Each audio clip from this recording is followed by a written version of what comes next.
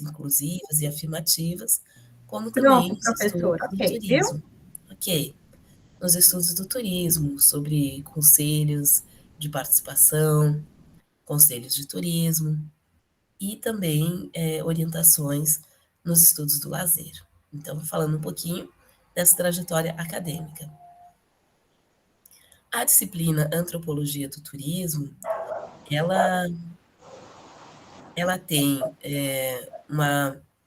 ela faz parte, né, desse núcleo de formação do turismólogo, um núcleo imprescindível, né, porque faz parte dos estudos das ciências sociais que embasam a teoria do turismo. Bom, eu tenho duas pessoas aqui que pediram para falar. Edmar, primeiro, e a Francisca. Tudo bem.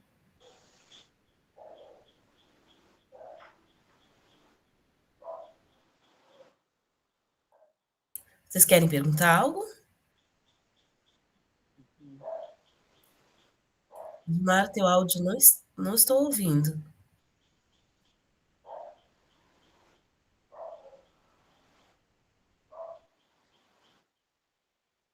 Ah, tá aqui. Por favor, vou passar então para a Francisca enquanto você vê o áudio, tá bom? Francisca,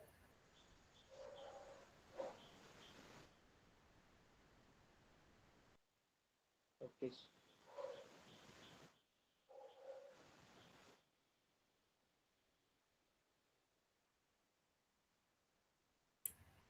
oi, pessoal. Tá todo mundo aí ou eu tô...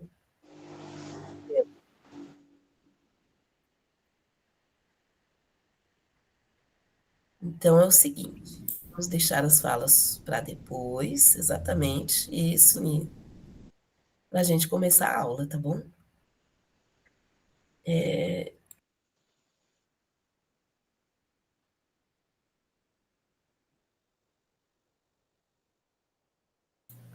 Professora, a senhora está sem o áudio. Sim, obrigada, Flávia. Então vamos começar a aula e a gente deixa as perguntas, as questões para o final. Aliás, eu vou fazendo umas pausas e aí a gente vai respondendo o que houver de dúvida, tá bom? Então a gente começa, eu dou uma pequena pausa, depois a gente retoma.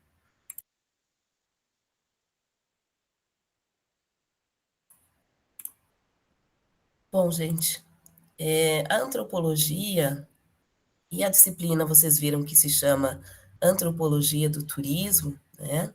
Ela vai nos trazer, então, uma especificidade para estudar o campo, né, que se relaciona com as atividades voltadas ao turismo.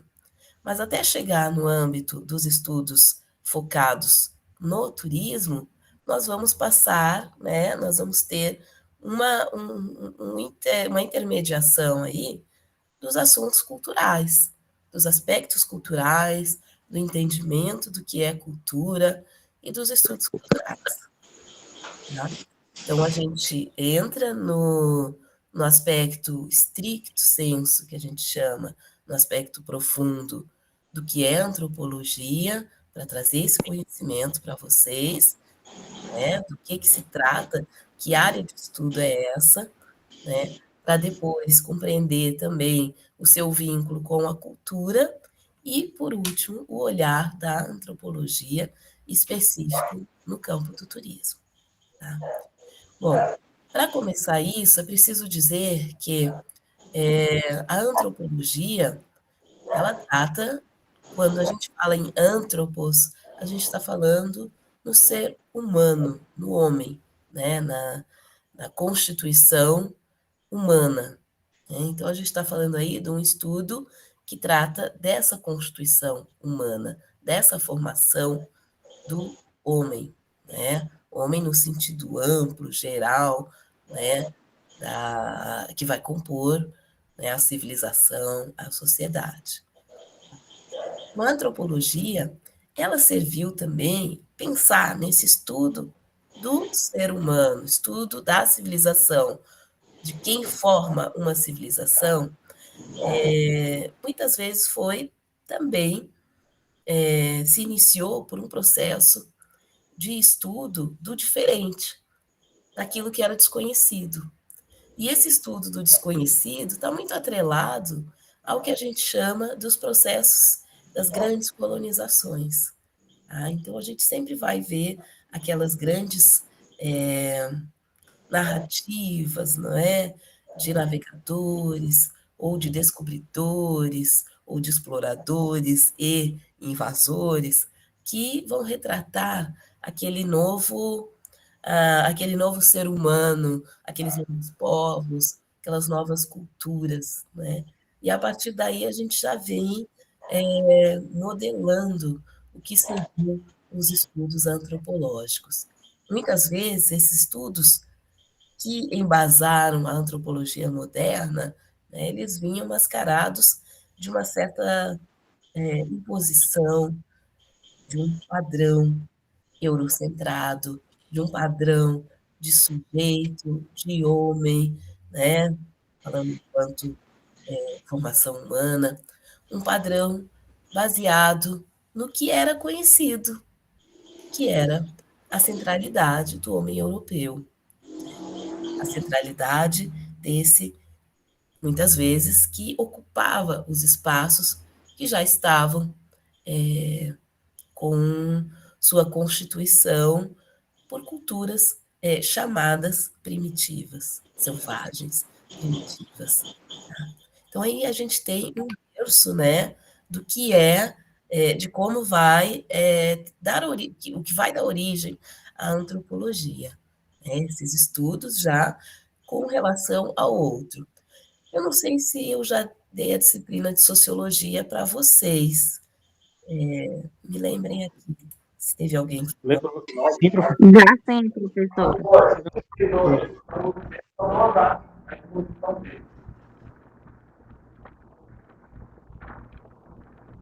Passei por essa fase, ele vem para saúde.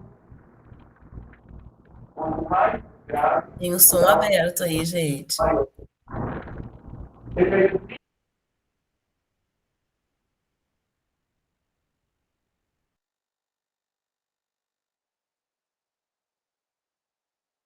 Só um minutinho, tá, pessoal?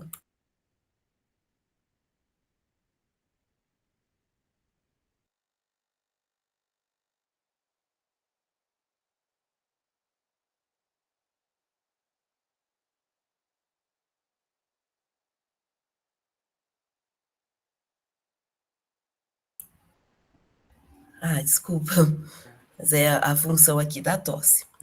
Bom, em sociologia, vocês devem lembrar que eu falei que surge o estudo como disciplina, né?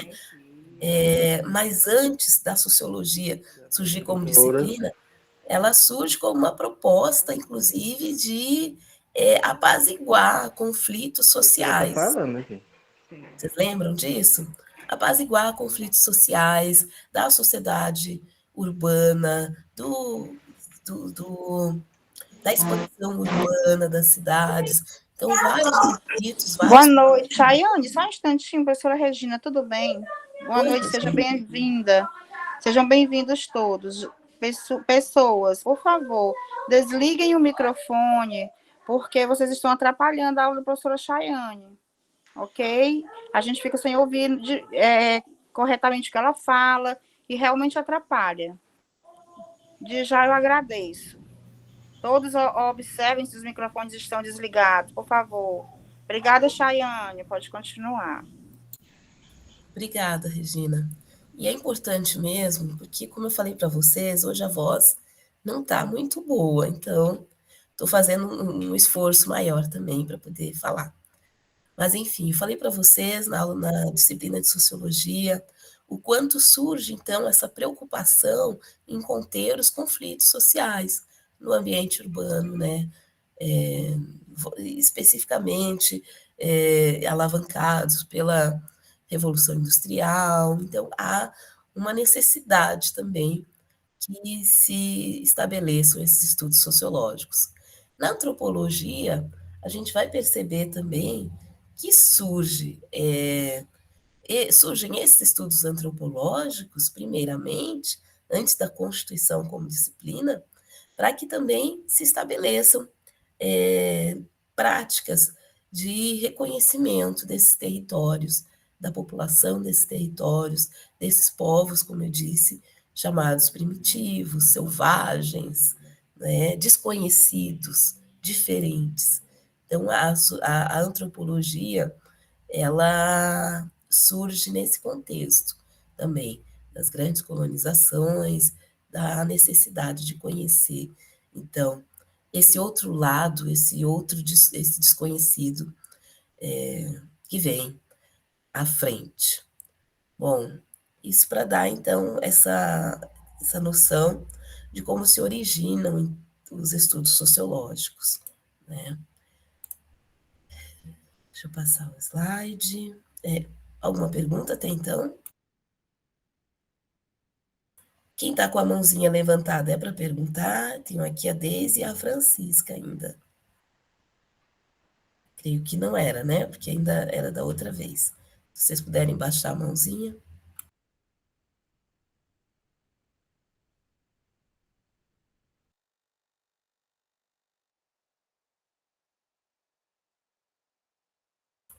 Bom, salientando então que essa reflexão do homem sobre o homem e sua sociedade e a elaboração de um saber sobre isso são tão antigos quanto a humanidade.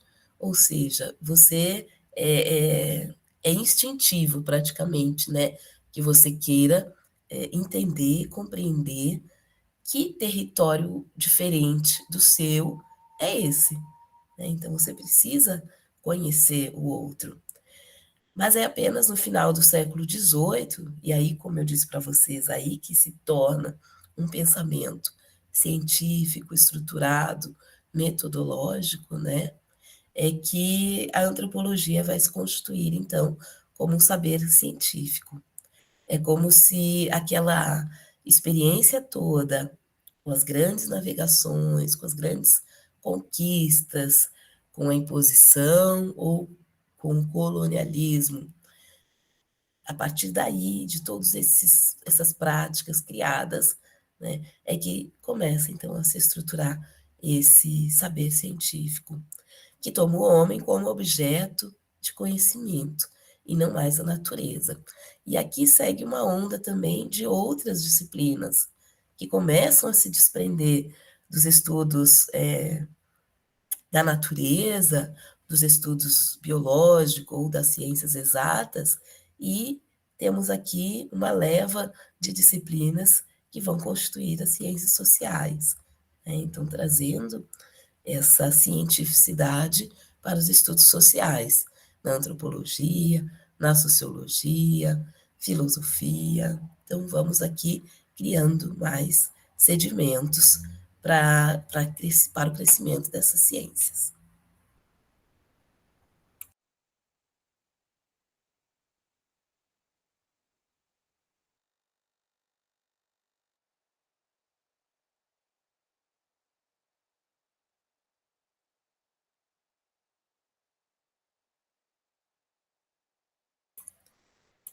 E aí, na metade do século XIX,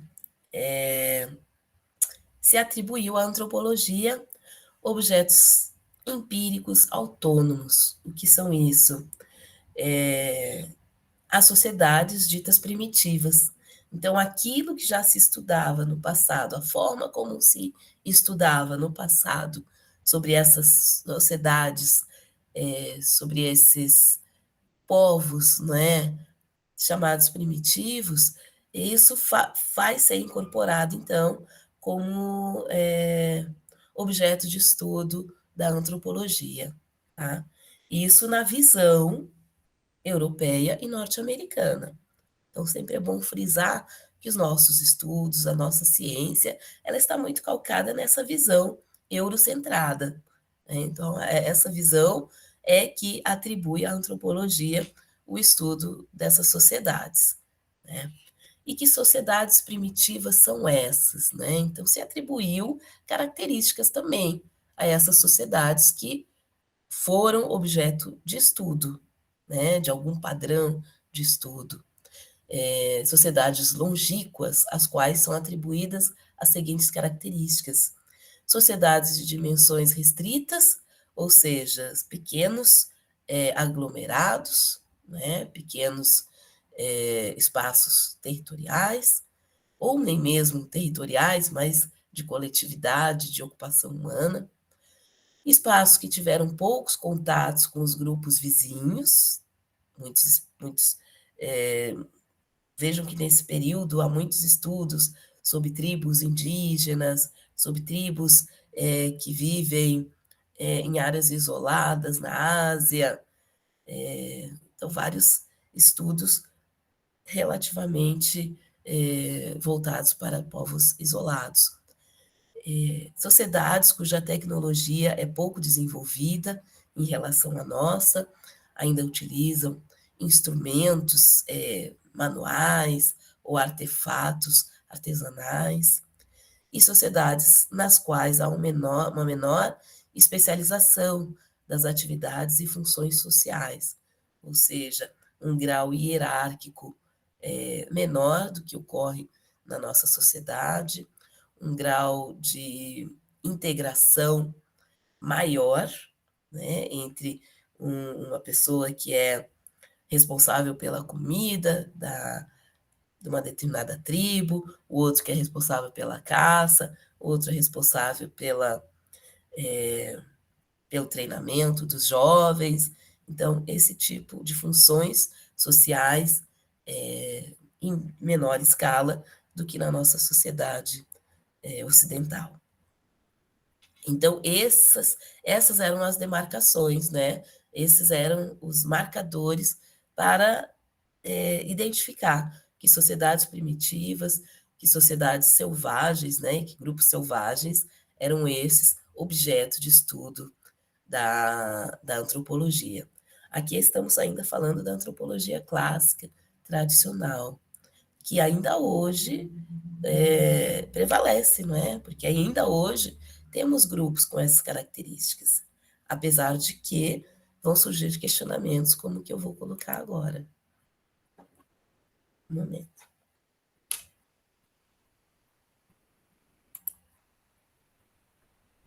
Que características aparecem aqui para vocês que diferenciam a nossa sociedade deste grupo com estes elementos? Professora, são a questão das descobertas, né? Seja do fogo, seja das primeiras armas, do cultivo, talvez de animais, o acesso ao fogo, as experiências a partir das descobertas.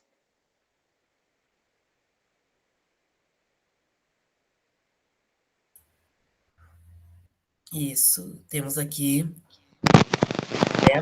Mas também aí do aplicações homem e dessas da mulher, descobertas. né? A mulher cuidando da criança, né?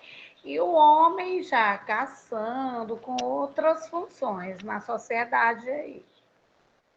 Já determinando, dividindo funções diferentes para o homem e para a mulher. Muito bem. O que mais que vocês querem destacar? Professora, eu vejo aí mais pelo questão do paleolítico, né, o modo de vida primitivo. O homem vivia da caça, da pesca, da coleta de frutos, era nômade, os artefatos aí, como o colega falou anteriormente, totalmente um modo de vida primitivo ainda.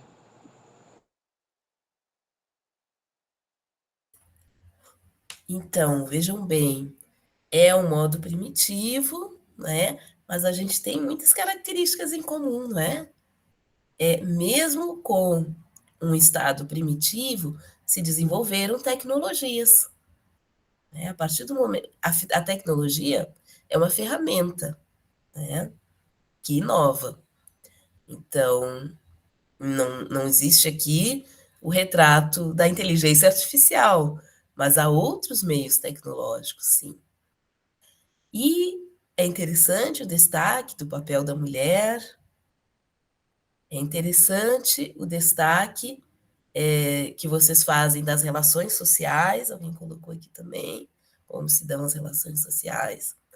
Então, a gente vai percebendo que Ô, professora, também o é que muito mais destaca ali diferente. é o poder do homem, o domínio do homem sobre as atividades, tanto a caça, a pesca, o domínio do fogo. Então ele parou de sobreviver e passou a viver. Ele tem o controle das suas ferramentas ali. Exatamente. E aí, qual vai ser a ocupação da antropologia? É conhecer como cada grupo, cada homem realiza essa convivência social, essa evolução das suas ferramentas, esse domínio sobre a natureza, sobre os elementos. Então, nós temos aqui o objetivo da compreensão dessas comunidades, dessas sociedades, dessas civilizações. Qualificadas de simples, elas irão permitir a compreensão, como numa situação de laboratório, da organização complexa de nossas próprias sociedades. Olha como vocês chegaram no ponto exato, né? A gente tem lá a sociedade primitiva, com todos aqueles artefatos, com um meio de vida rústico, selvagem, mas isso é um laboratório para a gente compreender nossa própria sociedade. Tá? Mas até quando essa ideia vai vingar? Ainda existem primitivos e selvagens no mundo atual? O que vocês acham?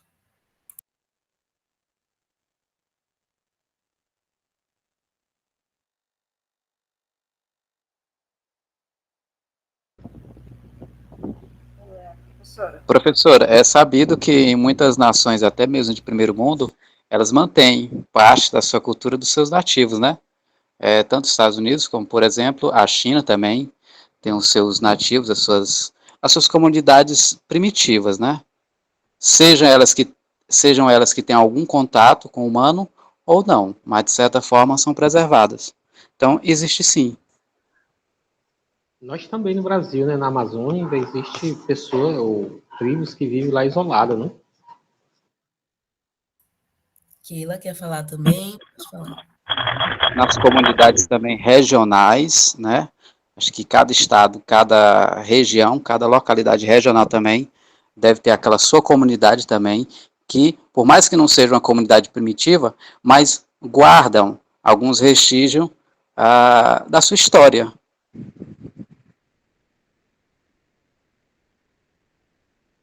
E, além de tudo, como o Caio diz, povos a serem descobertos ainda, né? Eu queria que a Keila e depois o Marconi falassem. Sim, professora.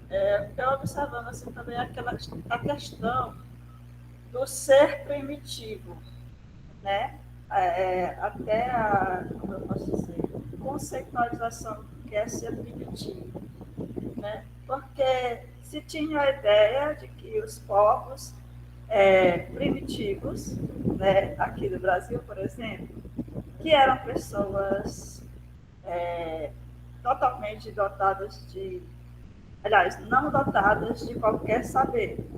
Né? Essa ideia, eu acredito que até a antropologia, o estudo, né, do homem, serviu para melhorar esse conceito, que não é porque uma sociedade não tinha um devido conhecimento que ela era desprovida de qualquer, né, tecnologia, como a senhora falou, ou de qualquer saber, né? Mas mesmo essas sociedades antigas, elas tinham o seu saber, tinham as suas experiências, tinham as suas tecnologias. Dessa questão do primitivo, que antes era dado como sociedades que não tinham nenhuma tecnologia, né? Mudou esse conceito com o passar do tempo e com o estudo até da antropologia, né? Boa noite a todos, boa noite, professora. Assim, a palavra primitivo eu acho meio que um estereótipo, né? Porque, na verdade, cada um deles, né? Eles formaram a sua sociedade. Por exemplo, quando nossos ancestrais eram caçadores-coletores, né? Eles passaram por determinadas adversidades e logo depois eles conseguiram se assentar, né? E como o colega falou, eles conseguiram deixar de sobreviver para viver. Eles conseguiram criar ferramentas para cultivar, também domesticaram alguns animais que ajudaram eles a se estabelecer, né? A ajudar eles tanto no cultivo quanto na ajuda do dia a dia. Inclusive tem uma tribo, acho que até acho que ela fica próximo da Índia, se não me engano, esqueci o nome agora. E eles até hoje eles estão isolados. Inclusive o governo da Índia decretou que essa ilha ela é proibida, porque eles não aceitam nenhum tipo de civilização, né? Inclusive algumas pessoas que já foram tentar socializar com eles, eles até mataram, porque eles não aceitam assim. Aí eu acho que eles vivem de acordo com o seu próprio conhecimento, né? Não quer dizer que só porque eles são isolados ou não foram reconhecidos, né? Assim como uma civilização, eles têm seu próprio valor, né? Porque eles conseguiram se desenvolver e estão atualmente, né, vivendo da forma que eles acham que é melhor para eles. Inclusive na Papua Nova Guiné também tem várias tribos que até hoje vivem da forma antiga, né, que eles sempre passada de tradição oral, né. Então acho basicamente isso. Sim, acho que cada um tem o seu valor de acordo com a matéria-prima que eles têm disponível para eles conseguirem se manter. Ótimo. Vou abrir aqui então, Augusto,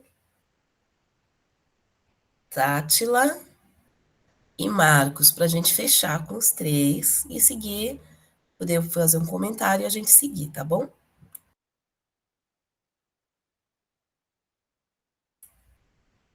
Tátila.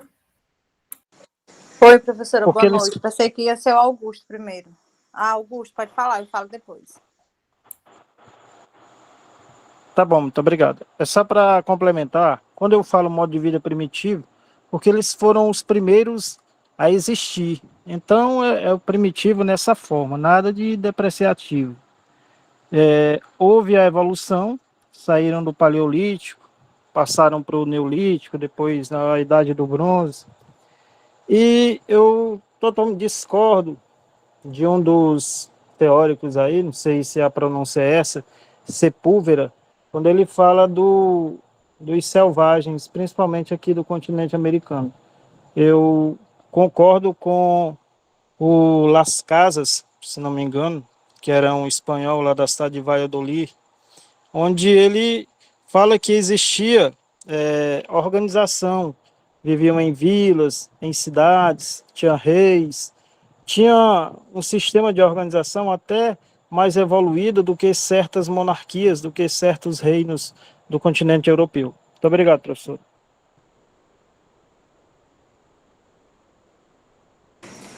Bem, vou falar aqui o meu entendimento, assim.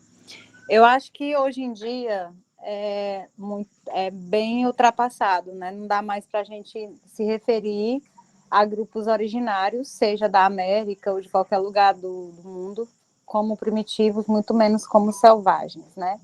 São povos que mantêm uma tradição, são povos que vivem à sua maneira e que exploram a natureza da maneira que ela satisfaz as suas necessidades. Como o Augusto acabou de falar, isso não significa dizer que eles não se organizam socialmente, politicamente. E, assim, no ponto em que nós estamos hoje, tentando desconstruir muito do que o eurocentrismo construiu, pensando muito na ideologia, não é nem ideologia, no pensamento decolonial, a gente precisa entender que esses conceitos eles foram impregnados e que não existem mais, né? Mesmo o conceito de bárbaro, é bárbaro do ponto de vista de quem? São selvagens do ponto de vista de quem? Hoje nós temos muitos grupos nômades e seminômades na América e no restante do mundo que simplesmente não querem o contato, porque eles preferem se proteger dessa bendita civilização que nós estamos inseridos. Então, eu acho que a pergunta que diz aí, existem primitivos e selvagens no mundo atual? Não. Existem povos que vivem sem contato com os os que não se acham primitivos, e que não dá mais para a gente usar esses conceitos hoje em dia, né? A gente precisa usar outro tipo de conceito e buscar refletir sobre até sobre como foram construídos esses conceitos e outros mais que nós temos hoje em dia.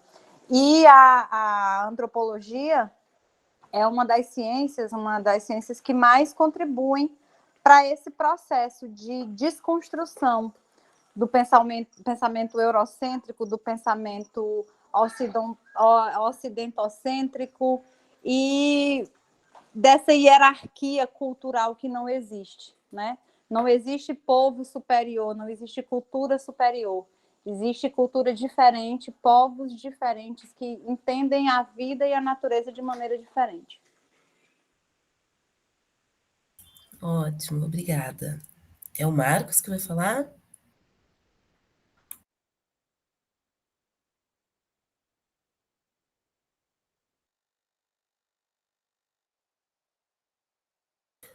Bom, muito interessante que todos vocês falaram. Vai justamente ao encontro, né? Harmoniza ao que está exposto aqui nesse novo slide, né?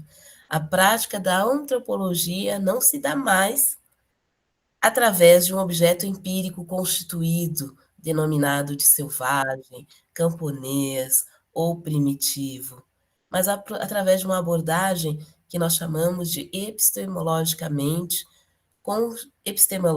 constituinte, né? O que constitui, o que forma esse ser humano, a história, a biologia, a geografia, o seu convívio cultural, né, as suas heranças culturais. Então, não mais tratamos, né, do estudo do selvagem ou estudo do primitivo. Então, aqui a gente tem exatamente essa contribuição da antropologia para transformar essas reflexões, e como eu falei para vocês, era uma visão baseada na visão eurocentrada, né, de exploração, de ocupação dos territórios, de expansão dos impérios. Então, a gente tinha um serviço da identificação do outro a partir deste olhar.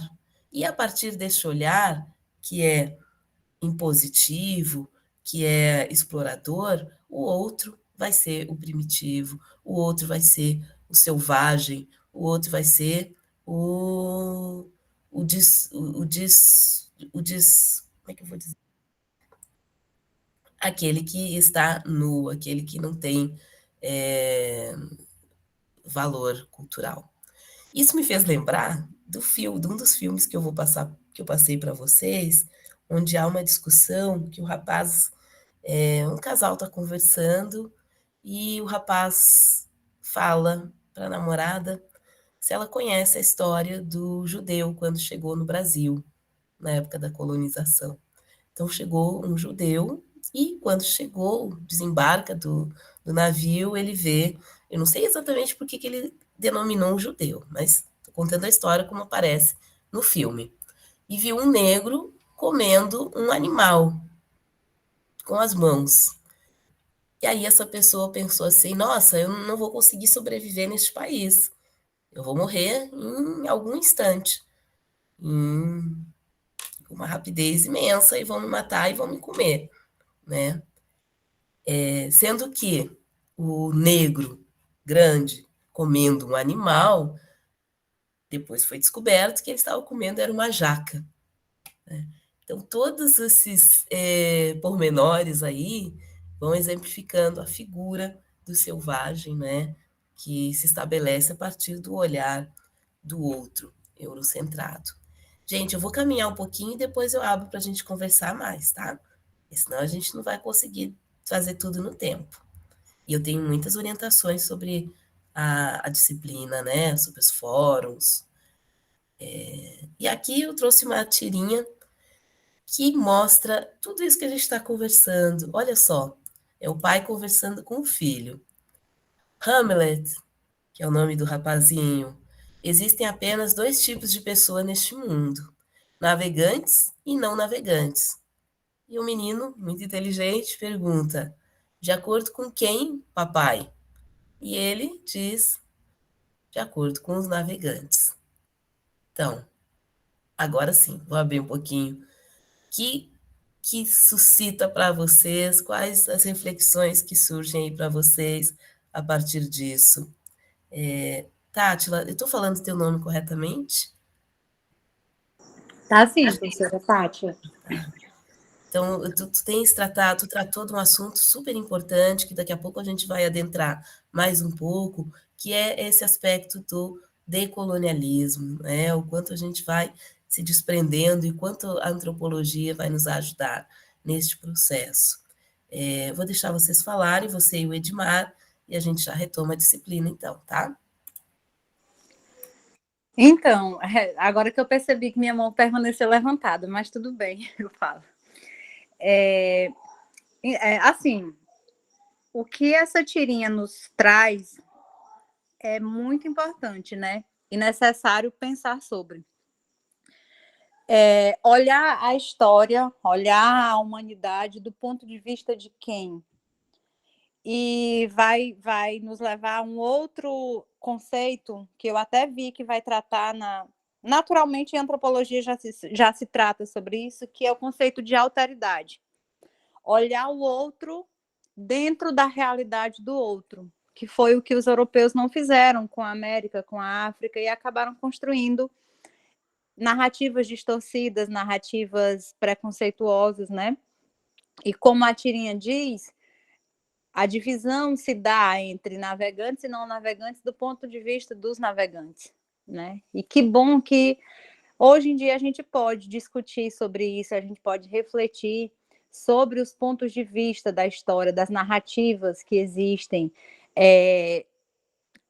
ligar muita coisa a novas fontes, considerar fontes históricas que antes não eram consideradas, principalmente as narrativas orais, porque esses povos que foram apagados pelo eurocentrismo, eles dispõem principalmente de fonte material e de fonte oral. E se elas não forem consideradas, realmente nós vamos ter um problema aí sobre quem são os sujeitos da história.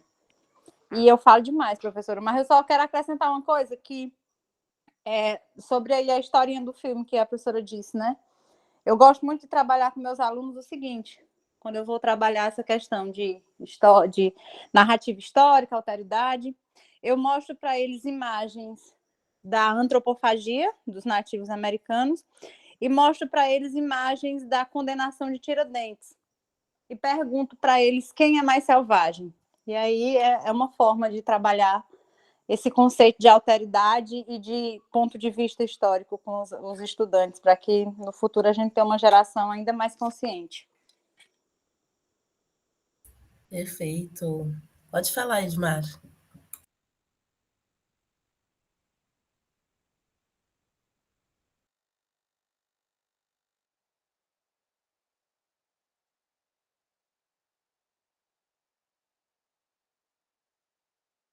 Oi. Vai falar, Edmar? Não estamos te ouvindo. Uhum.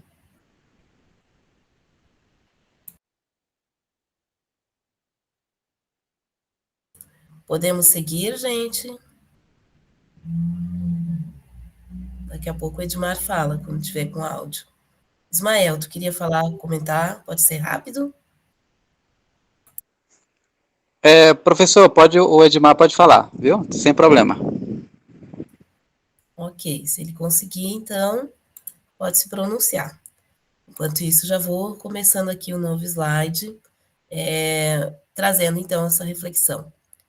A antropologia não é senão um certo olhar, um certo enfoque, faltou o F aqui, que consiste em o estudo do homem inteiro, o estudo do homem em todas as sociedades, sob todas as latitudes, em todos os seus estados e em todas as suas épocas. Olha aí que desafio, não é? Que desafio do antropólogo, da antropologia, dos estudos antropológicos, não é?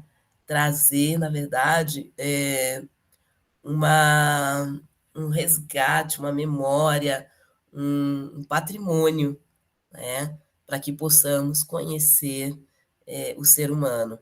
E aí a gente tem a antropologia baseada ou focada em 5 diferentes tipos, né, que o nosso autor vai retratar no livro, e aí vocês vão aprofundar melhor com a leitura.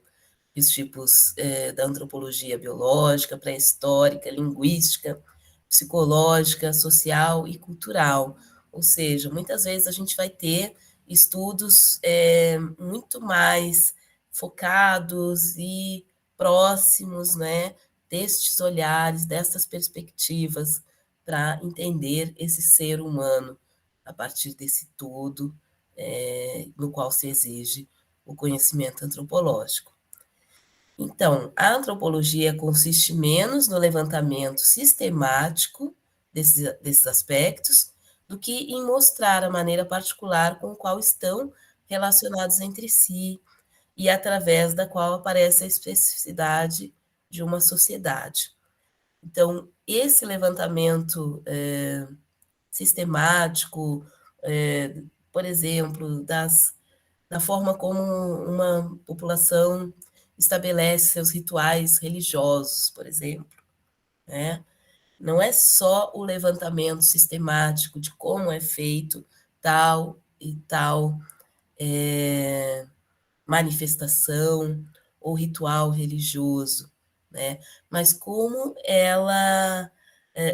tudo isso está relacionado na sociedade, naquele grupo com o qual você está estudando, e como isso também vai gerar semelhanças ou não com outras sociedades, tá? E gerando diferenças ou semelhanças, a gente vai chegar nesse conceito muito importante no âmbito da antropologia, que é o conceito de estranhamento. Vou tomar só uma aguinha aqui, tá, gente?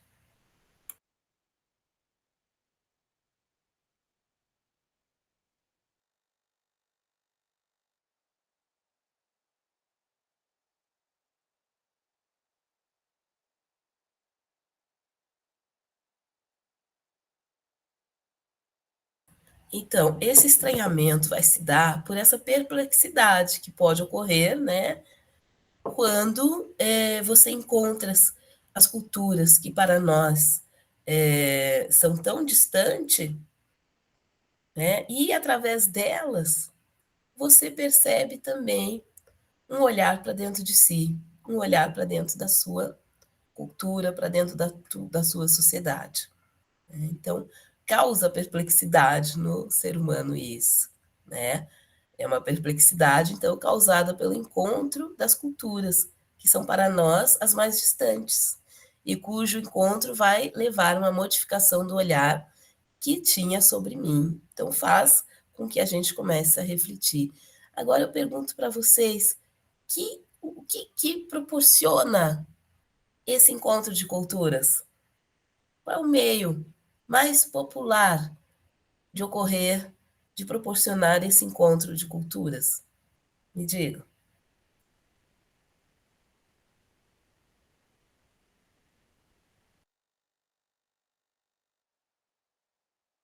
Não é o turismo, gente? Não é a viagem?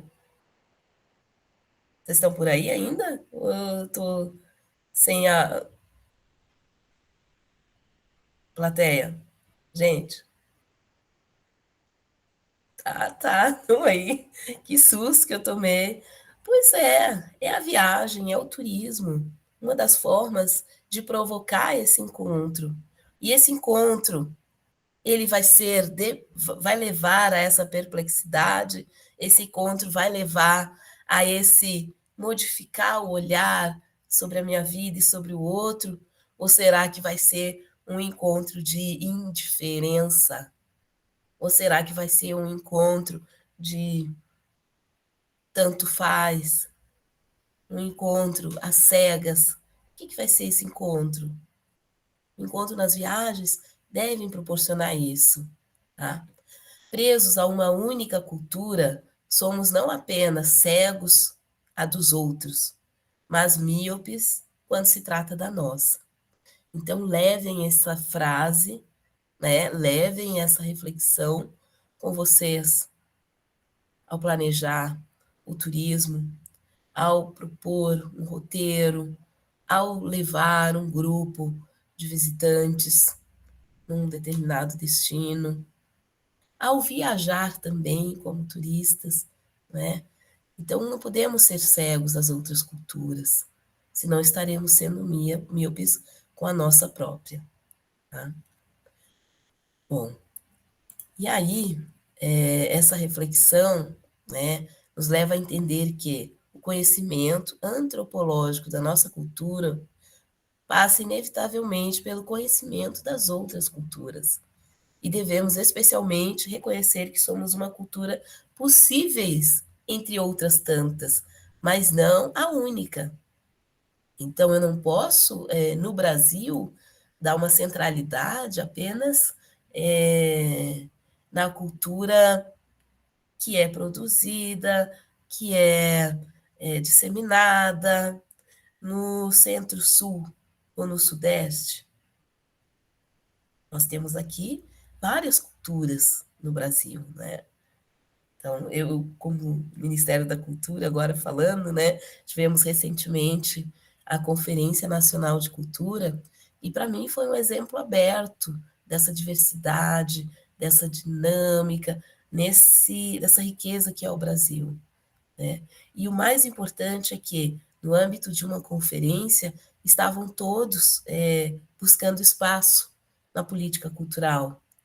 Então, povos de matriz africana, povos ciganos, povos amazônicos, a galera do hip hop, a galera das quadrilhas juninas, então todos buscando, né, a mostrar a sua cultura e participar da política cultural do Brasil.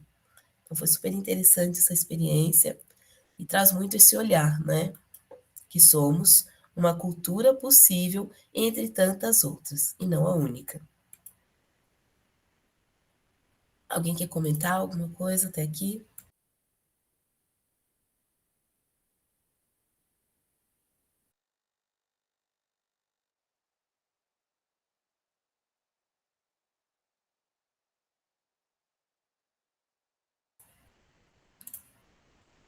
Bom, turma, então assim a gente percebe que a abordagem antropológica provoca uma verdadeira revolução epistemológica, a revolução no saber, no conhecimento sobre a formação do ser humano, que começa por uma revolução do olhar. Tem um livro que eu indico a vocês, vou depois complementar as nossas referências bibliográficas com algumas sugestões. Tem um livro que se chama O Olhar do Turista. Então, é um livro que trata profundamente desse processo antropológico também, de transformação, tá? Eu indico a vocês O Olhar do Turista.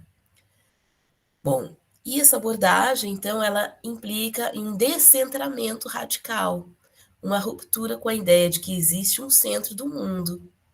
Lembra que eu falei lá no início da ideia do eurocentrismo, da perspectiva eurocentrada, e a nossa colega também comentou a respeito disso? Então, a antropologia vai permitir essa ruptura.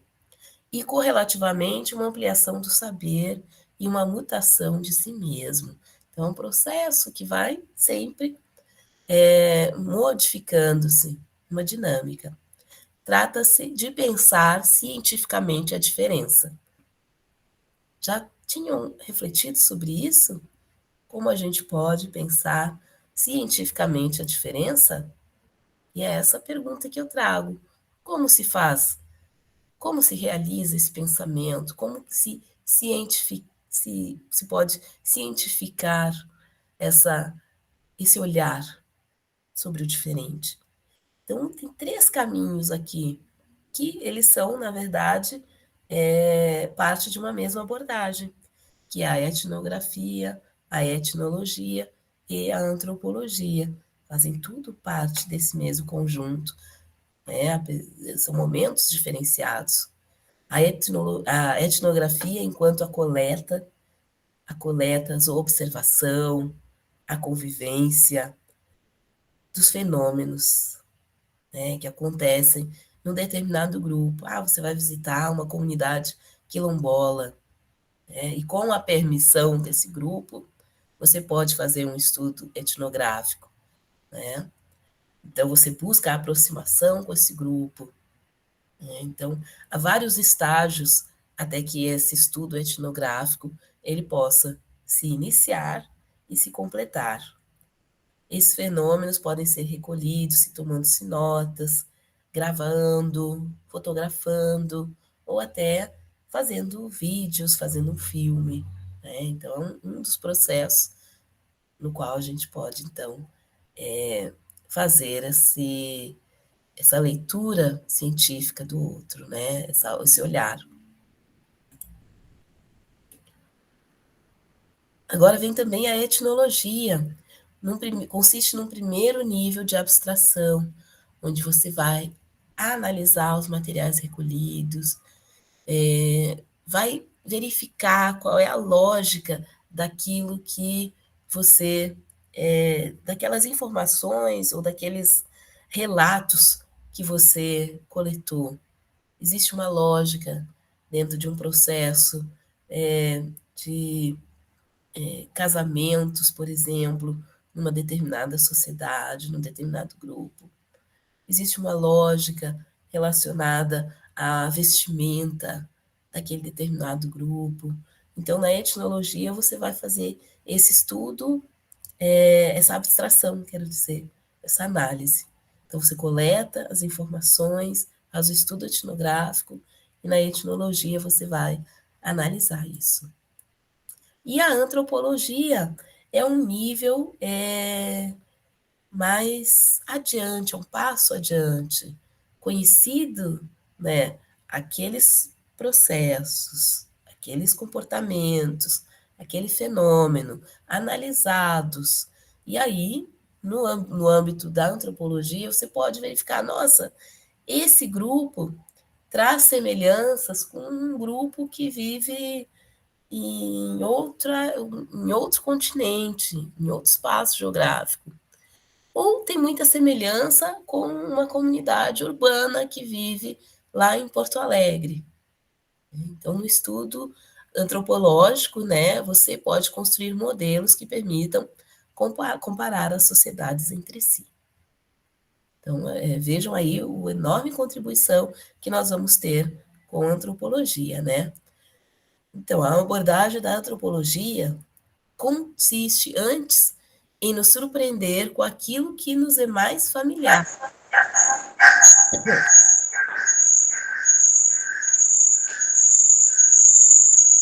Um barulho, ó.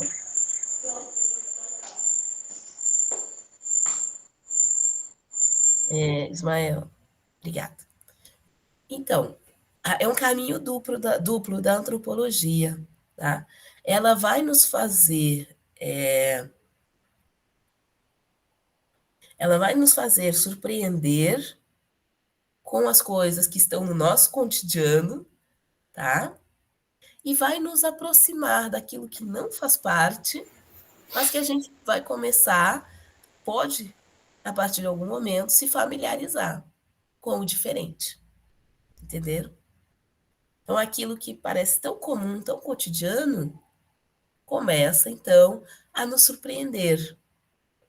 E aquilo que está tão distante, ele é um fenômeno no qual a gente vai começar a se familiarizar e conhecer melhor.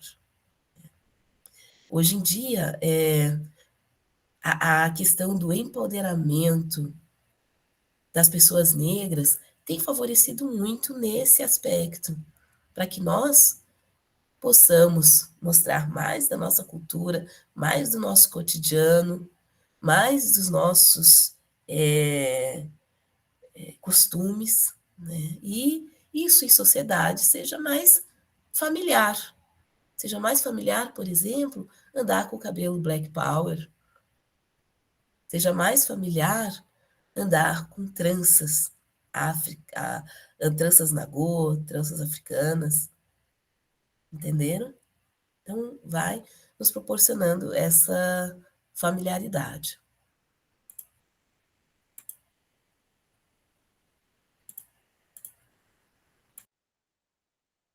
Algum comentário?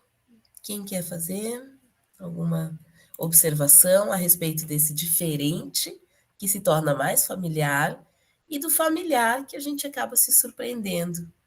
Poxa, a gente faz isso todo dia e nunca tinha percebido o impacto, né, desse fazer.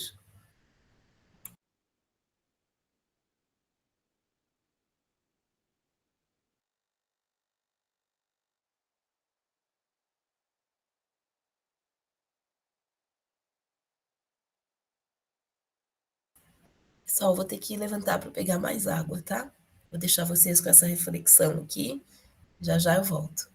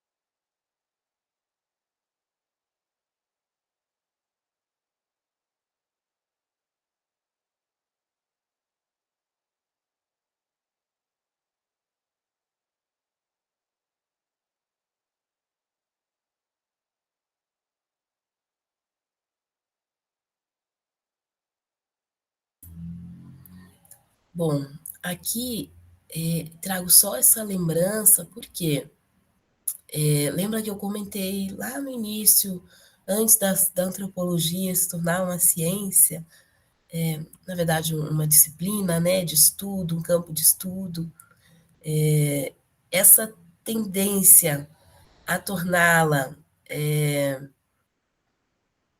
uma auxiliar, né, para uma determinada cultura se tornar politicamente ou, ou socialmente ou economicamente dominante, né?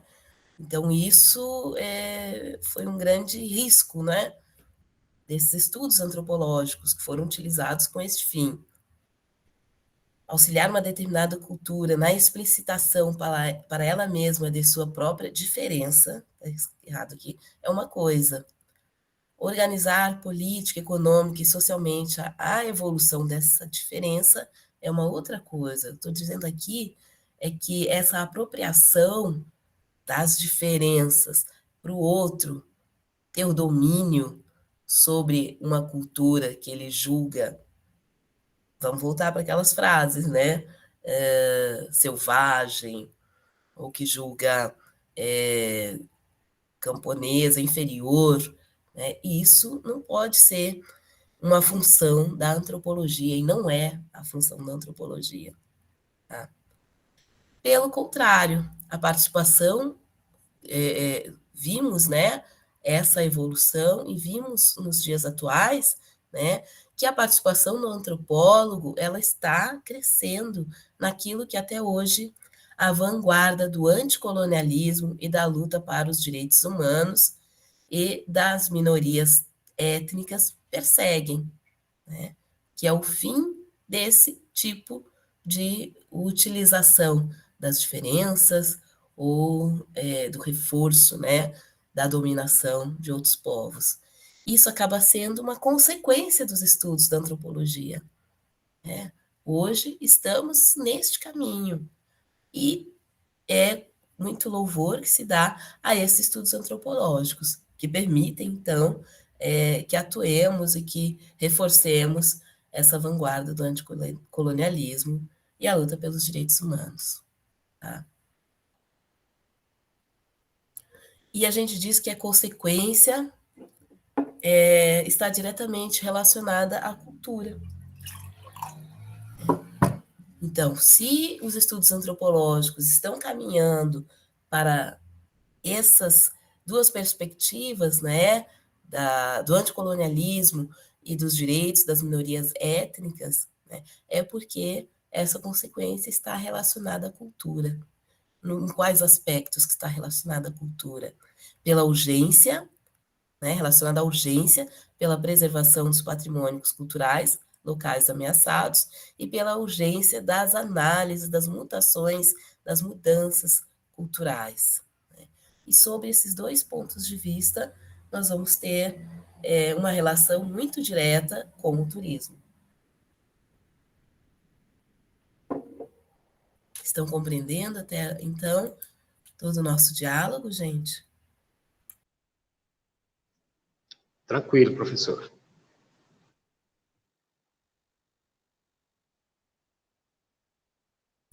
Que bom. Então, essa é a primeira parte da disciplina, é a introdução que eu queria fazer para vocês, para já dar uma elucidada, né, de onde que a gente quer chegar. Tá? De onde que a gente quer chegar com essa disciplina.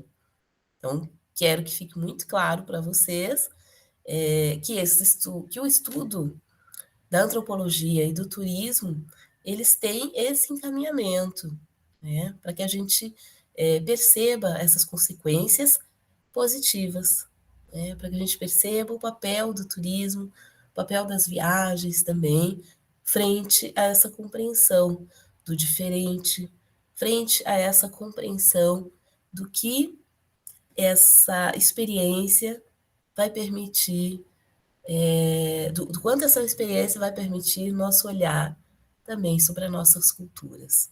Tá? Então, por aqui a gente termina essa primeira parte, né, no qual eu trago essa explicação geral sobre a disciplina. Trouxe dentro desses slides alguns tópicos do primeiro e do primeiro texto que vocês têm, já indicado lá no SIGA-A. Vocês vão ver que a gente tem 8 textos. Então, desses 8 textos, eu já trouxe muitos elementos aqui do primeiro texto do La Plantine. Tá? E agora eu vou falar um pouquinho para vocês das orientações gerais da disciplina. Mas se tiver alguma dúvida antes, quiserem fazer um último comentário sobre o conteúdo, estão com a palavra aberta.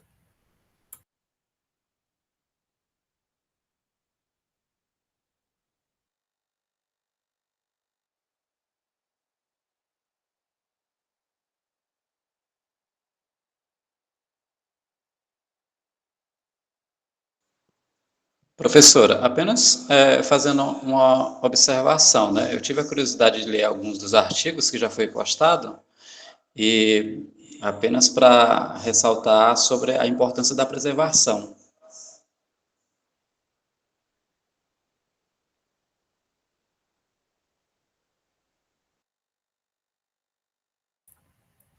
Sim, e você sabe que a antropologia ela vai ter um serviço duplo no que se refere à preservação dessas culturas. Porque uma coisa é você registrar, fazer o estudo etnográfico e deixar, né, essa memória, né, dessas tradições ou desses povos, né? E qual é o serviço duplo que eu digo? Além disso, vou ter que trazer o reforço para que essas culturas permaneçam vivas. Então, vamos citar exemplos das nossas comunidades, né? As comunidades quilombolas. Não só fazer o estudo da oralidade, das tradições, mas existe um grande desafio que é manter viva essas tradições. Né? Como muitos mestres, muitas pessoas idosas já estão indo embora, já estão morrendo. Muitas vezes essas tradições não permanecem na comunidade. Então é um trabalho duplo também, não só de registrar, mas de criar também possibilidades, né, para que se tenha a manutenção dessas culturas que enriquecem a nossa sociedade. Enriquecem porque permitem, como já falei, como está escrito, esse olhar para o diferente e um olhar para mim mesmo, para a minha cultura. Marcos, pode falar. Pois é, professora, com tanta tecnologia... Está ouvindo, né? Todo mundo está ouvindo? Oi. Estamos. Desculpa. Parece que com tanta tecnologia que nós temos, e com tanto acesso a informações, nós temos medo do diferente. Né? E o grande desafio da vida é viver com o diferente. Não é que as primeiras comunidades, que era bem diferente de hoje, não tem nada para nos ensinar. Pelo contrário, né? A história, a antropologia nos ensina muito a não cair em vários erros. Só que me parece que esse medo de conviver, de viver, de aprender com o diferente, nos atrasa, na verdade, né? Porque a história é para ser contada, a história é para ser revivida.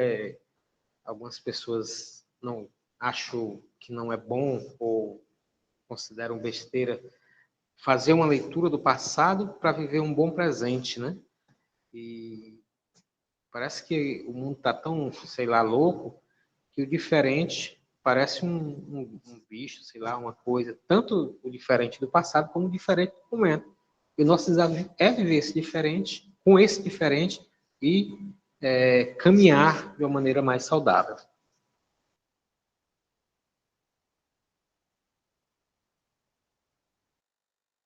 Obrigado. Obrigada, Marcos. Bom, as propostas que eu tenho aqui relacionadas às nossas atividades na disciplina tem muito a ver com isso. Nosso aprendizado também, com relação ao diferente. E, bom, essa é a capa do livro, que eu acabei de falar sobre a introdução. Então, eu tenho esse livro aí do François, esse Aprender Antropologia. Inclusive, estou com ele na mão aqui. Ótimo. Podem ler todinho, podem ler os capítulos que estão indicados, mas com certeza é um livro feito para que a gente se reúna para conversar, porque é muito interessante também. A gente nem sempre tem que ler sozinho, é bom dialogar. E é um livro que serve para muitos outros contextos, não só dos estudos do turismo, né? Mas contextos não só de estudo também, mas de vida. Né? E buscando trazer vários elementos que contribuem não só para o estudo, mas para a vida, eu trouxe também a sugestão de alguns filmes que nós vamos assistir, tá? Não vamos assistir juntos aqui, mas cada um na sua casa, ou se quiser, reúne os colegas também, marquem uma sessão, marca com o tutor, a tutora, né? Eu acho que vai ser bem grandioso acompanhar aqui. Um dos filmes que eu sugiro é Crônica de um Été, ou seja, Crônica de um Verão, Crônicas de Verão, de Edgar Morin e Jean Chirrouche. Aqui a gente já vai ter um primeiro experimento, mas um dos inovadores experimentos etnográficos por meio do cinema. Então, tem duas características na disciplina que eu quero frisar com vocês, que a gente vai trabalhar, que é o cinema verdade e o road movie. Tá? O cinema verdade, com esse documentário das Crônicas de um Verão e dois outros filmes também, deixa eu passar aqui, que são o Jogo de Cena e... pronto, o Jogo de Cena e o Crônicas de Verão, que são dois filmes voltados, né, que trazem esse cinema verdade, né, no qual a gente vai ver, por meio do cinema, uma abordagem etnográfica. Tá?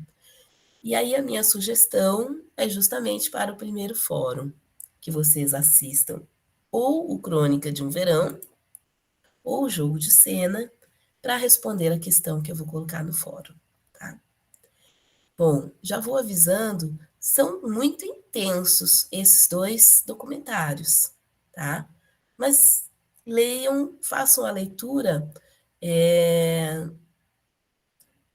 anotando alguns aspectos que vocês acharam curiosos, anotando que vocês observam dessa metodologia de usar o cinema, de usar a câmera, de usar as perguntas, tá? Porque é sobre isso que o nosso fórum vai se relacionar.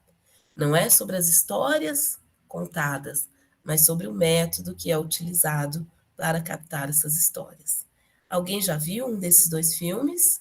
Documentário, Jogo de Cena ou o Crônica de um ET? Não? Ainda não. Bom, podem ver os dois também. O Crônica de um ET, ele não encontrei ele livre, né, nas plataformas. Eu encontrei ele apenas em espanhol, como legenda em espanhol. Mas não é muito difícil de ler, não. Acho que o grupo consegue, quem quiser assistir, consegue ter domínio. Agora, é muito interessante, é um clássico, né, quando se fala nos estudos antropológicos e no cinema verdade, aliado aos estudos da antropologia. E o Jogo de Cena é muito interessante também, já... Bom, enquanto o Crônicas de um Verão é dos anos 60, nós temos o Jogo de Cena, que já é bem mais atual, se não me engano é 2003, tá? Então a gente vai ter linguagens diferentes. Um se passa em Paris, no verão de Paris, e o outro se passa no contexto brasileiro, com histórias de pessoas brasileiras. Tá? Bom, a outra sugestão de filmes, também vocês podem assistir um ou outro, é o Praça Paris ou Diários de Motocicleta. Praça Paris, ele se encaixa perfeitamente nisso que a gente está debatendo, do medo do diferente, gente. Veio a calhar aí, ó, o último comentário, que foi do Marcos, foi tu que falou, né? Do medo do diferente. Então, Praça Paris, e vocês conseguem ver Praça Paris no YouTube gratuitamente. Jogo de Cena também é outro que está um pouco difícil, acho que tem Globoplay, tem algumas plataformas aí, mas vocês, por isso que eu estou dando mais de uma opção, entendeu? Para ver o que vocês vão conseguir acessar. Bom, Praça Paris é um filme incrível, né? Ele também é um filme atual, se passa no Rio de Janeiro e mostra esse grande, a dificuldade de empatia entre duas pessoas que vivem em mundos totalmente diferentes. Né? E o Diários de Motocicleta, que é o road movie, é esse estilo, né?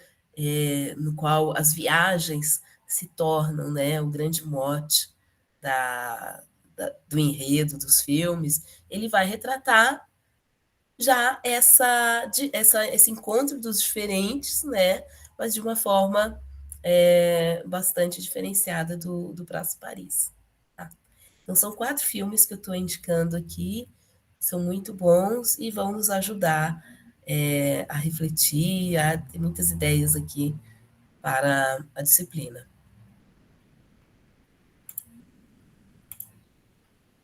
Então, datas importantes que nós temos.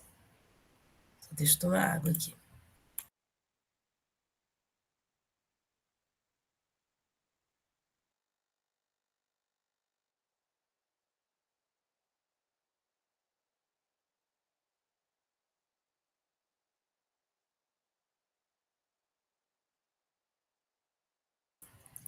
Então, teremos uma próxima live no dia 1º de abril, que eu já indico a discussão de um texto. A gente começou com o texto 1, né? Agora a gente vai pular lá para o texto 8. A gente já vai entrar na antropologia do turismo. Então, aqui vai ser basicamente uma roda de conversa virtual sobre esse texto, tá bom? E no dia 15 de abril, a gente vai fazer uma nova roda de conversa. Mas aí é o que eu estou chamando de cine debate. E aí é sobre um dos filmes, ou Praça Paris. Aliás, é sobre os 2 filmes, né? E aí cada um de vocês vai trazer a contribuição sobre Praça Paris ou Diários de Motocicleta. Então a gente vai conversar sobre esses 2 filmes e sobre, o tema é o diferente. Diferente, como que abordamos o diferente, qual o conforto e o desconforto do diferente. Então esses filmes vão mostrar exatamente isso, tá? Uma segunda data importante é a encerramento dos fóruns e a entrega do trabalho, que é 22 de abril. E a nossa prova também, 22 de abril. Vamos lá, vou dar uma explicação mais detalhada aqui, ó. As lives, então, como eu disse, debate sobre o texto 8, já vamos lá para antropologia e turismo, e 15 de abril, nosso cine debate sobre filmes para a Praça Paris e Diários de Motocicleta. Esses 2, vocês já viram? Alguém aqui já viu Diários de Motocicleta? Eu vi. Já assisti, professor. Muito bom, por sinal. Inclusive, conta a história do Ernesto Guevara, né? Um amigo dele, bioquímico. Eles viajam com a moto pela América do Sul. Nunca nem tinha ouvido falar. Bom, eu gosto muito de cinema, né, para a sala de aula, eu acho que contribui muito para as nossas discussões. Então, como eu disse para vocês, o primeiro fórum, ele é baseado ou no filme Crônicas de um Verão, ou no filme Jogo de Cena. E o que eu peço para vocês? Eu pergunto, quais aspectos da metodologia utilizada você considera apropriados aos estudos antropológicos e o porquê? Vocês vão ver que são utilizadas técnicas semelhantes até entre os filmes, não é? Então eu quero que vocês citem 2. Ou são as perguntas, ou é a filmagem em si, ou o espaço onde é. Vocês vão ver o que acontece, né, no decorrer desse estudo etnográfico, e vocês vão me indicar no fórum o que vocês acharam mais interessante, tá bom? E, ao mesmo tempo, vocês vão pensar em 2 inovações. Que outra alternativa você utilizaria caso o filme fosse seu? Se tu fosse o antropólogo, a antropóloga, o que você acrescentaria nesses filmes? Tá bom? Ou pode ser o público diferente que você acrescentaria, ou o tipo de pergunta, ou a pergunta diferente que você faria. Quero que vocês soltem a criatividade, tá bom? Não vou amarrar muito, porque eu quero que surjam ideias de cada um de vocês. Bom, o segundo fórum, ele já tem uma outra perspectiva. Então, a gente não está falando que a antropologia é um olhar do diferente, né? Que a gente sai dessa zona de conforto para perceber o diferente, para olhar o diferente, Então, eu tenho aqui uma proposta também, que sai um pouco do padrão, né? Que é justamente entender as discussões sobre as questões da África, as questões da negritude, as questões que envolvem o racismo estrutural. Né? E para isso, tem uma pesquisadora, uma antropóloga negra chamada Lélia Gonzalez, que tem vários estudos, tem uma importância na intelectualidade brasileira enorme, tá? E nos estudos da América Latina também. Tá? Então, eu peço aqui, ó, eu digo aqui, ó, as particularidades da América Latina e do continente africano aproximam as ideias de nossos intelectuais na área dos estudos culturais. Faça uma pesquisa na internet, busque informações sobre a intelectual negra Lélia Gonzalez e apresente uma ideia da pesquisadora brasileira, citando a fonte. Então, uma ideia que despertou o seu interesse e justifique por que você achou interessante. Pode ser uma frase dessa autora, ou se você leu todo um artigo e quer resumir o que ela diz, você faz isso e cita a fonte. Então, eu quero que traga, então, para os colegas, pense nessa perspectiva, olha, vou levar para os meus colegas esse trecho aqui, que é muito interessante, é um conceito, é uma ideia inovadora, ou é uma ideia que eu nunca tinha observado e que eu acho importante. Então, as ideias devem ser sobre um dos temas, América Latina, África, africanidades, mulher negra, racismo. Ela é uma feminista negra, então, pouco a gente teve no feminismo. Ela descobre, por exemplo, estou dando um spoiler aqui, né? Ela nos apresenta, ela revela que dentro da perspectiva feminista havia também um racismo. Então, as mulheres negras, dentro da luta de gênero, né, elas também sofriam racismo.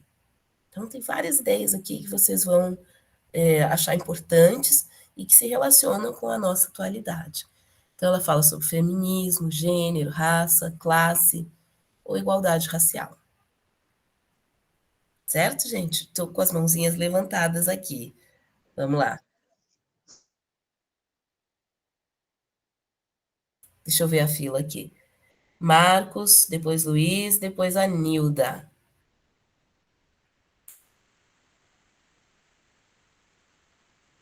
É isso mesmo, gente?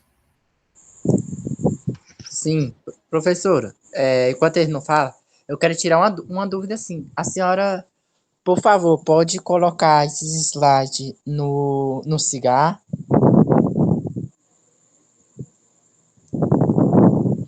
Posso, vou colocar. Pois coloque, porque eu tô assim, não é uma dúvida, porque eu pedi para colocar, porque eu vou ter mais detalhados, assim, algumas informações, para dar uma lida, com calma. Certo. Muito obrigado. Nilda.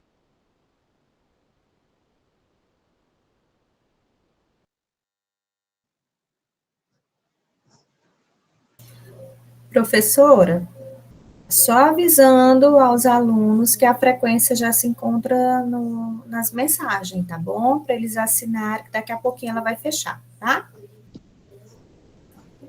Ok. Então, gente, vamos dar continuidade. A Nilda não vai falar?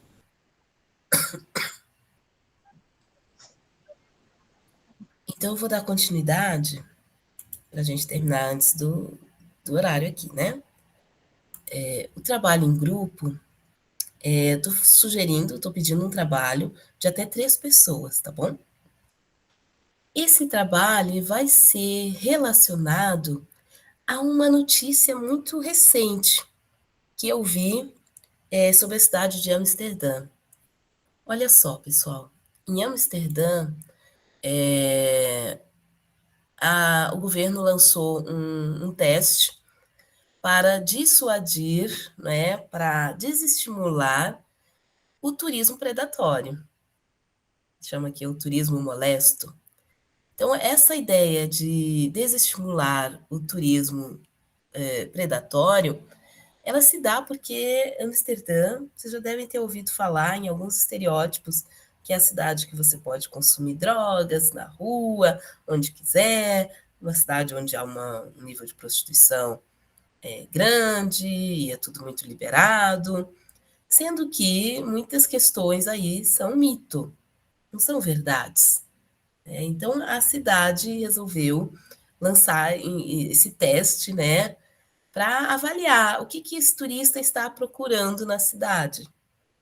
E se ele está procurando tais experiências, ele não vai encontrar, porque a cidade não tem esse perfil, ela não quer receber esse tipo de perfil. Estão entendendo? Então, a gente tem aqui uma iniciativa super diferente, né? Não tinha visto ainda um teste como esse. E eu achei super curioso e trouxe para vocês. Então, vou passar esse link, que vocês vão ler essa reportagem, tá? E também um link para vocês fazerem a tal da... conhecerem o tal do teste. O link do teste, tá? E a partir desse link do teste, vai estar em inglês, pessoal. Vai dar para vocês traduzirem, tá? Eu quero que vocês pensem num teste também. Imaginando uma cidade brasileira, qual teste vocês poderiam fazer para que fosse realizada uma prevenção do turismo predatório, tá? Então, esse é o trabalho. Pode ser com 3 pessoas, né? Então, vocês... não é muito trabalho, não. Isso aqui vocês fazem rapidinho. É só preparar as perguntas, tá? Só precisa ter um tempinho para realmente ler esse material, mas é um material rápido e curto, tá? Por exemplo, vocês querem... deixa eu... Pronto. Aqui a reportagem, né? E aí eu vou colocar tudo no Siga também, o link para vocês chegarem lá no teste. Ok? O teste não precisa ser longo, o que vocês vão fazer. Basta, vou dar um exemplo, ó. Pensem numa cidade que vem enfrentando uma demanda turística muito predatória. Por exemplo, nós temos cidades históricas que estão sendo depredadas em função do turismo, infelizmente, né? Então, que perguntas você pode fazer ao turista para prevenir esse tipo de turista, tá? Professor, é engano meu, tudo termina 22 de abril. Por fora, a prova. É tudo 22 de abril, O fórum, o trabalho, até 22 de abril. Está em aberto porque vocês podem participar em qualquer momento, né? Entendeu? Não deixe para o último dia. Porque o último dia tem a prova. Então, é até 22 de abril.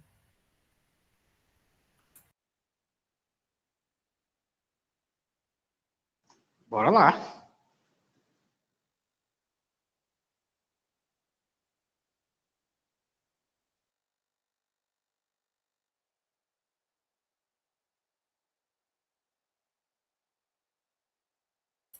Isso, Daniele, seria como um formulário, né? Mas não precisa fazer um formulário no Google.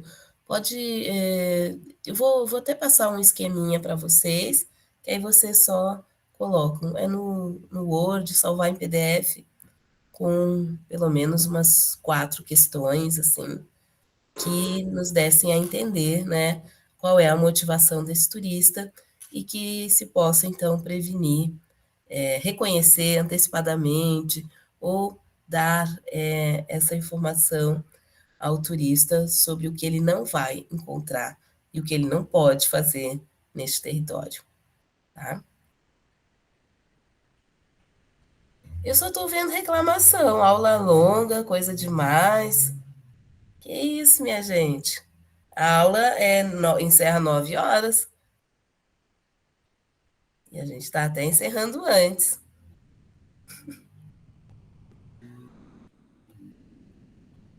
Bom, a avaliação, a prova, né, que vai ser no dia 22 de abril, ela tem 3 textos principais, 3 textos de conteúdo, 3, 5 e 6. Então, não percam essa prova, tá? Vai ser bem mais fácil do que fazer segunda chamada e exame final.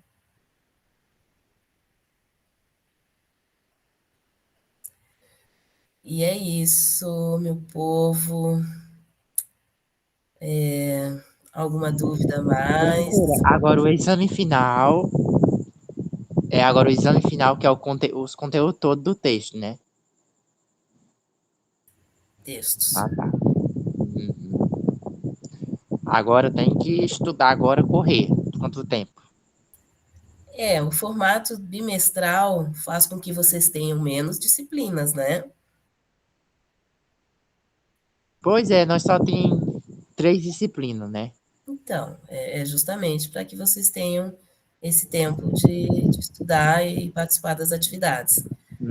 A primeira atividade, que é o fórum, vocês viram que é para assistir o filme, isso aí vocês fazem tranquilamente, e indicar as 2 sugestões de aspectos.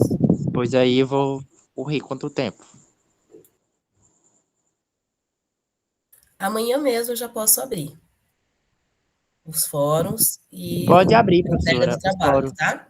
Amanhã a senhora pode abrir o trabalho e os fóruns. Ótimo, porque lembrando, 22 é o prazo máximo de participar do fórum e entregar o trabalho. Não é que Ok. ficou tudo para o dia 22, não. Ok. Tá? Então, aproveita o tempo agora, o mais rápido possível. Bom, gente, agradeço a atenção de vocês. Mais alguém gostaria de perguntar? Professor. Professora, antes da senhora sair, terminar, só me avise para eu poder parar a gravação, tá bom? Antes da senhora fechar. A gente já vai terminar aqui, Flávia. Pois é, mas a senhora não sai até eu fechar aqui a gravação, tá bom? Tá. Professora, só uma pergunta, viu?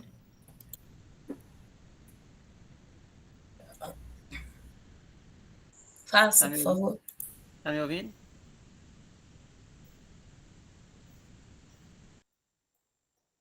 Sim.